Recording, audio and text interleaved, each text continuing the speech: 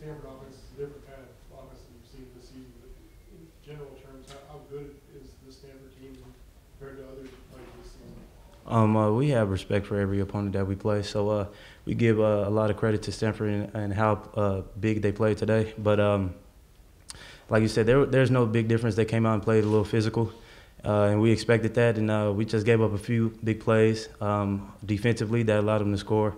And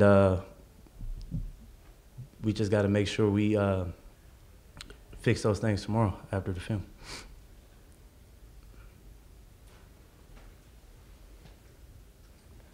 Obviously, go right here first. Right.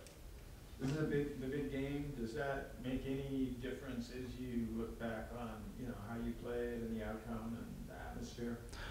The big game is the big game itself. I mean, all the hoopla's there, so it kind of gets us, ready for the game, and we kind of use it as fuel for the game. And like the big game is the biggest game out of the year, and it's always fun to play in it and compete in it. And today was fun, and I enjoyed the game.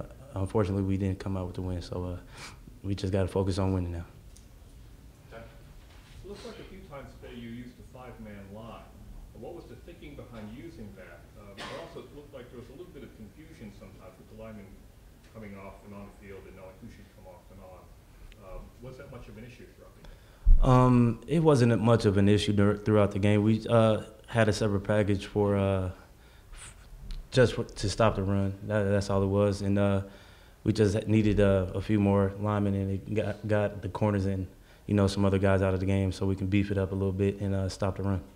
Marc, you guys were within a game of 500 after a tough start this year, and then to come out and to lose today. How disappointing is this, and how much does this dent your big picture hopes for a bowl and that sort of thing? You think you've got 4 left, you got to win 3 of them? It affects it a lot. We strive to win every game, and coming off a streak as we were playing well, and so it's always disappointing to lose any game, and we just got to make sure we start a new winning streak here next week. Marc, because they have such a reliance on their tight ends. There's a lot of plays where there's maybe one wide receiver out there. How does that change the way you and the other corners had to play this week? We just made sure that when those guys were split out by themselves, that we, make sure we got good pressure, and that we make sure the coverage is tight on them, and then make sure we keep good eyes on the guys that were on the line, just in case for play action pass and for the run. Their first touchdown was thrown by Kevin Hogan, one of their backup quarterbacks. Did that surprise you guys at all that they threw him in there for a couple packages?